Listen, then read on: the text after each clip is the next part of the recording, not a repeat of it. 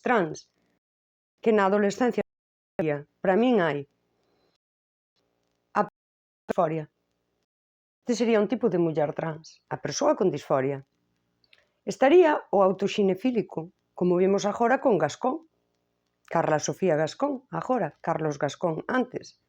Está o cara lavada, como vimos todos eses militares, na Coruña que sabemos que houbo 3 casos onde ao chegar a denuncia tuvo que pasarse de violencia de xénero a doméstica, é dicir, que aproveitan esta situación. Esta lei e todo isto era para esta persoa, para esta muller trans, unha persoa con disforia, que é a única que a min me preocupa. Autoxinefílicos. E con Gascón vímolo, nunha entrevista que di que me ponen mis bubis. Vale, é un home que se excita cando se caracteriza de muller. Eu non teño ningún problema coas filias das persoas, sempre cando non fajan mal. A min pareceme ben que un home se excite vestíndose e caracterizándose de muller. Incluso xa vamos poñer, sin entrar a debates de nin morais ni nada, que nun mundo queer, ideal, onde o xénero se aboliu, este home decide, por exemplo, poñer unhas prótesis, unhas tetas. A min pareceme ben. Eu non teño ningún problema, quero dicir, as mulleres levan anos poñendo prótesis de silicona, pois porque non me gustan as miñas tetas, é o que digo, non vamos entrar en que si debemos aceptarnos como somos, sin entrar niso.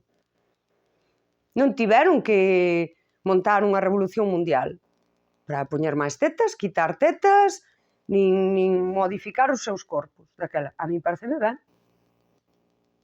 Ti queres ter unhas tetas, tes unhas tetas. Que pasa con isto? Para min isto non é unha muller trans.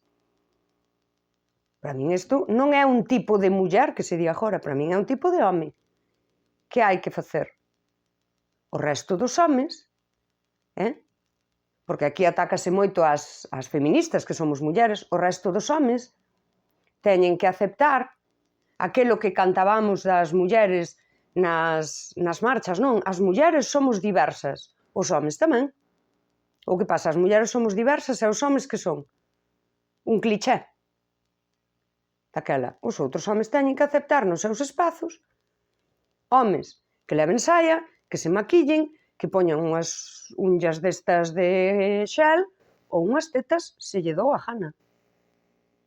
Isto non é un tipo de muller. Isto, o cara lavada, ten que haber unha forma de demostrar que usou a lei fraudulentamente. E ten que estar recollido o que imos facer con estes homes. Que pasa coa lei? Que a lei di, e o principio da lei, lese, cando define, é dicir, que a túa expresión de xénero é a que a ti che dé a gana. Daquela ven agora un señor, vai ali, con unha tremenda barba, chámase José, e di que quere mudar o sexo a muller, e a súa expresión de xénero de muller é levar esa barba e ser un tremendo señor. E isto está ben, según a lei. Porque a túa expresión de xénero xa, daquela, aquí, esta muller trans, que é a que a mí me importa, isto perxudica a todas as mulleres, tamén as trans. Aínda que eu che diga que a experiencia da muller trans e a miña non son iguais, e que a violencia que sufrimos, aínda que é patriarcal e ven do mesmo sitio, non é polo mesmo motivo. A miña é por nacer muller, a súa é pola condición trans. Daquela, son eu trans excluinte? A min estas mulleres nunca me causaron ningún problema. Persoa con disforia, que na súa vida adulta decidiu que esta disforia vai na tallar así. A disforia é un trastorno de disforia de xénero. Podemos falar de como afecta a súa vida, xa vale, pero esa transición, as partes malas, non? O perxuízo, é menor que a vivir, pois, sexa, con uns niveles de disforia que non, pois, persoas que non tiñan na súa casa un espello porque non se poden ver porque teñen unha disconformidade real. A mí nunca me molestaron nos meus espazos. Eu falo con feministas, falamos isto, ningunha che dirá que ten ningún problema con esta muller trans. Temos problema con isto porque non é un tipo de muller que se di agora, é un tipo de home. E que a min pareceme ben.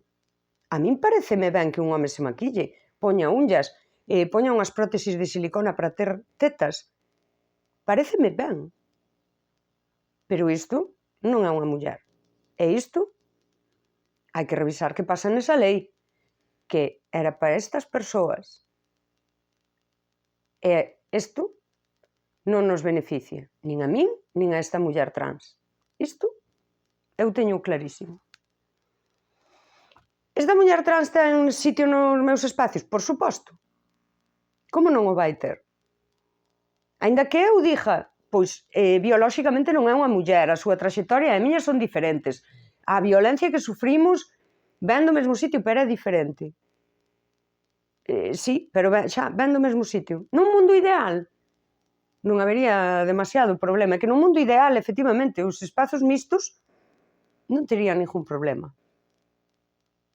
Daquela, este ataque que se fai ás mulleres porque non queremos a estas mulleres, que para mí non son mulleres, a mí preocupan estas, sí? Por que non se fai cara aos homes? Dicir, homes, sodes diversos, e nos vosos espazos teñen que caber estes homes. Porque vamos a ver, os homes si son... A ver, desde cando as mulleres, por exemplo, tivemos problema para compartir espazos cas lesbianas? Nunca. O chiste da pastilla de xabrón é de homes. Non, é que os homes, xa partindo de que xa son homófobos, porque compartir o vestiario e a ducha con un home, tens que facer a broma. Porque claro, ti crees que os homes gays queren facer contigo o que ti farías cas mulleres, non? Se a ti te metesen agora nun vestiario cheo de mulleres, pois mira, é que non vai así. Hasta aquí esta parte. E eu teño clarísima. E daqui non me desmonto. Que pasa con esta muller trans que a min si me importa? E aquí agora podo meter e dicir persoa trans. Esta muller trans e este home trans, esta persoa con disforia, a min preocúpame. Preocúpame o primeiro porque hai este aumento de disforia. Daquela, preocúpame a infancia. Porque se queremos abolir o xénero, se cada un pode ser o que sexa, porque hai uns protocolos de educación que din máis ou menos o seguinte, que a crianza elixa xogos, comportamentos e roupas que non corresponden ao sexo asignado ao nacer. E que nas escolas se estean facendo formacións, charlas onde a nenos moi pequenos se lles explica isto. Daquela, un neno, 5 anos, 6 anos, 7 anos, quere vestir saias e quere xogar cas bonecas. Roupa e xoguetes que non corresponden, que isto é sexismo, co sexo que lle asignaron ao nacer. Este neno ten disforia? Non. Este neno é un neno, está libre destes prexuizos, quer unha saia, quer unha boneca, non vexo maior problema. Que pasa se eu vou agora, como se está indo ás escolas, a explicarlles que isto non se corresponde co teu sexo asignado ao nacer? Pois aí temos o que pode dar en disforia. Porque nós estamos dicíndolle a este neno que quere poñer unha saia que isto non corresponde co teu corpo. E xa o estamos condicionando. Eu teño clarísimo que o neno pequeno que quere poñer unha saia non ten disforia. A disforia ven despois. Daquela, a min preocúpame esta muller trans. Preocúpame como chega a esa disforia ou a certos niveis de disforia que lle fagan andar un camiño que pasa por depender médicamente ou pasar a un quirófano ou todo isto. Sí? Preocúpame este aumento, igual que coas nenas. Están aí as nenas, que eu creo que a veces é máis evidente, por eso hai tantas adolescentes, chegan á adolescencia, miran atrás e din que eu non era unha nena. Porque quería aganchar polas árbores, quería bruta, era bruta, porque ao final un neno e unha nena non se diferencian tanto. Todos esos xogos de neno moitas veces son máis divertidos, máis... Sí. Que a mí preocúpame que cheguen aquí e haxa tantos tantas adolescentes con disforia. E aquí sí que me preocupo eu. Unha, de por que hai este aumento. ¿Sí? Segundo, por que non estamos atendendo a por qué, ou seja, a de onde ven, ou atrás.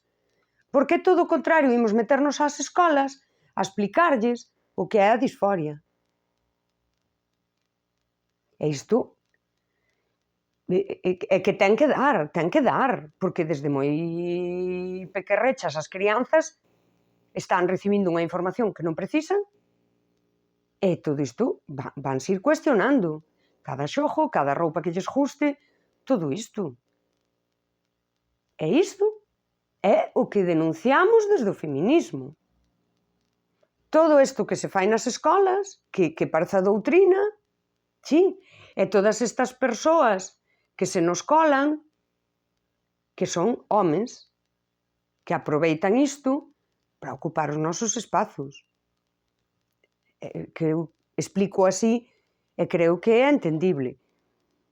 E coas outras mulleres trans eu cero problema, e todas as feministas cas que falo, isto que acabo de dicir talmente, concordan comigo en que non teñen ningún problema con estas mulleres trans. E logo temos o problema da infancia, que tamén habería que darlle unha volta en por que a preocupación do que pasa nas escolas e a preocupación pola infancia é feminista. Porque hai pais que tamén están preocupados por isto. E ninguén os está insultando. E aquí non se está metendo a man. Daquela, é contra as mulleres. E ainda debería haber máis pais. Que isto tamén me preocupa bastante cando xa este desinterés da infancia. Pero que sí que hai moitos homes que están preocupados por isto, claro, polo benestar dos seus fillos. Pero a estes non interesa insultalos. É misoxinia pura. E non, eu non me considero trans excluinte porque todas estas mulleres trans, persoas con disforia, eu non teño ningún problema en compartir espazos e todo, porque sei que os espazos masculinos son hostiles para elas.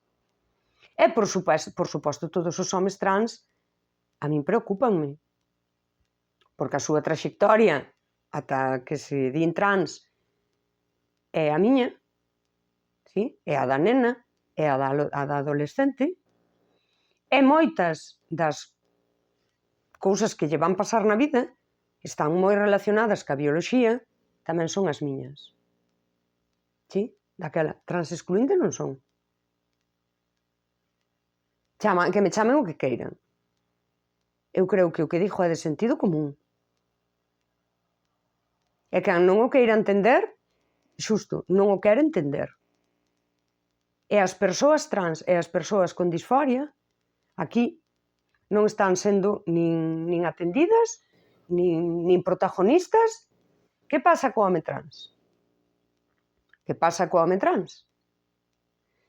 Vemos, por exemplo, as mulleres trans teñen moita ansia por competir no deporte feminino. Tives agora adolescentes que xogaron de nenas ao fútbol, agora din son trans, daquela son homes, e ao mellor din que quedan no equipo que están porque as compañeras son moi boas, levan aí e quérenlle e pasan moi ben e todo. Non verás os homes trans competindo por espacios masculinos. E aquí, cada un que pense o que queira. Eu isto non o vou explicar. Pero isto é unha realidade. E ao final as mulleres non temos problema nin cas mulleres trans, estas, as da disforia, nin cos homes trans. E xa, con dúas últimas cousas que dixo, eu convido a reflexionar. Convido a xente a reflexionar e a pensar realmente quen está gañando con isto, quen se beneficia de todo isto. E se o que as feministas dicimos e estamos aí reclamando que se derogue a lei e empezar de cero, ou polo menos que se modifique, que se revisen estas cousas, estásenos silenciando, estásenos cancelando, estásenos insultando, ou seja, aproveitando unha violencia estructural que xa existía, aproveitando unha violencia estructural que xa existía, aproveitando uns códigos de pura misoxinia que xa existían, que é moi fácil